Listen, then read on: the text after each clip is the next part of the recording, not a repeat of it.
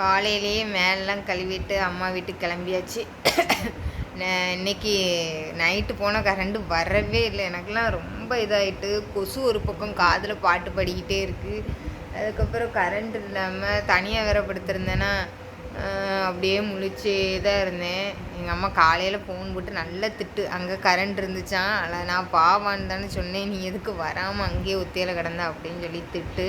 அதனால் இப்போ காலையில் வந்து இட்லியை வச்சு சட்னி வச்சு கொடுத்து விட்டுட்டாவ. அதுக்கப்புறம் இந்த பிள்ளை வருமா வராதான்னு நினச்சி மத்தியானத்துக்கும் சோறை கொடுத்து விட்டாவ. சாப்பாடு காரக்குழம்பு அப்புறம் கருவாடு வறுத்துருக்காவ, அதில் ஒரு பீஸை மட்டும் வச்சு கொடுத்து விட்ருக்காவ. நான் இப்போ அதெல்லாம் எடுத்துகிட்டு மறுபடியும் எங்கள் வீட்டுக்கு தான் போகிறேன். ஏன்னா இப்போ வந்து காலையில் எந்திரிச்சு வீட்டை எல்லாத்தையும் தொடச்சி எடுத்துட்டேன். இன்னும் இந்த மேலே இருக்கிறதெல்லாம் வந்து என் ஹஸ்பண்டு வர்றதுக்குள்ளே நாங்கள் ஒதுக்கி எடுக்கணும். இந்த பெட்ஷீட் அம்பட்டையும் துவைச்சி எடுக்கணும். இன்றைக்கி வந்து கிளைமேட்டே வந்து சரியில்லை பார்த்துக்கங்க. ஃபுல்லாக மழை வர்ற மாதிரியே இருக்குது. நானும் ரொம்ப டயர்டாக இருக்கேன். ஏன்னா நேற்று தூங்கலை பற்றியெல்லாம், இன்றைக்கி தூங்கலை, இன்றைக்கி விடிய காலம். அதனால் எங்கள் அம்மா வீட்டில் போய் தான் கொஞ்சம் நேரம் எங்கள் அம்மா வீட்டுக்கு போனால் தூங்கவே மாட்டேன் பார்த்துக்கங்க. நாங்கள் 2 பேரும் ஊர் கதை உலக கதைன்னு அம்புட்டு கதையும் உட்காந்து சலிக்க பேசிக்கிட்டு இருப்போம்.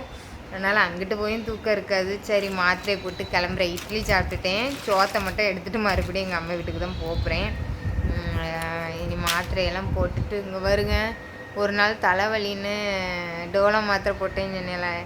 நிறைய பேர் கூட டோலோ மாத்திரை போடாதீங்க அப்படின்னு சொல்லியிருந்தாங்க. நான் டோலோ மாத்திரையே போட மாட்டேன். எனக்கு போட்டேன்னா வாயில் எப்படி வந்திருக்கு வருங்க, இப்படி வந்துடும் பார்த்துக்கோங்க. இந்த இதில் தண்ணி மாதிரி எப்படி இருக்குது.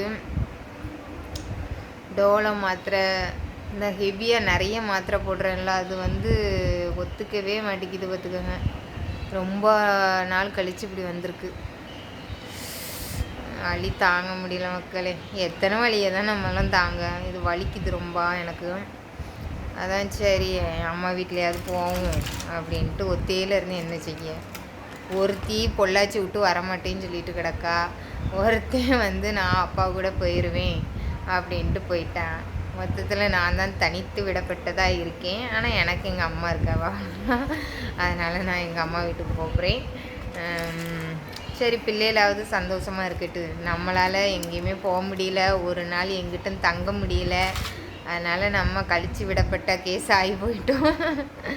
அதனால் சரி பிள்ளைகளாவது சந்தோஷமாக இருக்கட்டுன்னுட்டு அனுப்பி விட்டாச்சு. நாளைக்கு வந்து டயாலிஸ் மட்டும் எப்படியாச்சும் போயிட்டு வந்துடணும் மக்களே. தலைவலின்னு மாத்திரையை போட்டோம்மா, வாயில் புண்ணை இழுத்து வாங்கி வச்சுட்டேன். ஒன்றும் சாப்பிட முடியல. சரி மக்களே பாய். கைக்கு எப்படி மருந்து போட்டு வச்சுருக்கேன் பற்றியெல்லாம். நேற்று டயாலிஸ் பண்ணும்போது இங்கே திடீர்னு வலிக்குது பார்த்துக்கோங்க. இதுலேயும் அந்த கம்மை அந்த போட்டு தான் இது வச்சுருக்கேன். என் கை எவ்வளோ அழகாக இருந்துச்சு தெரியுமா முன்னாடி. இப்போ வந்து இப்படி புண்ணாக இருக்குது.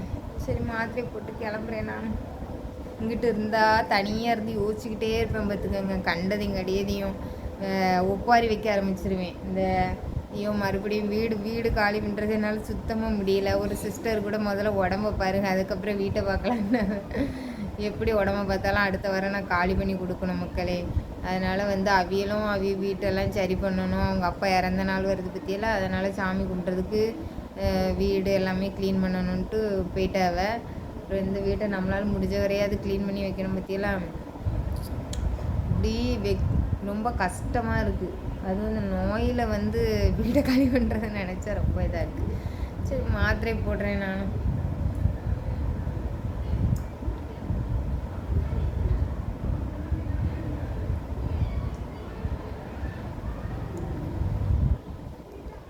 அவ்வளோதான்.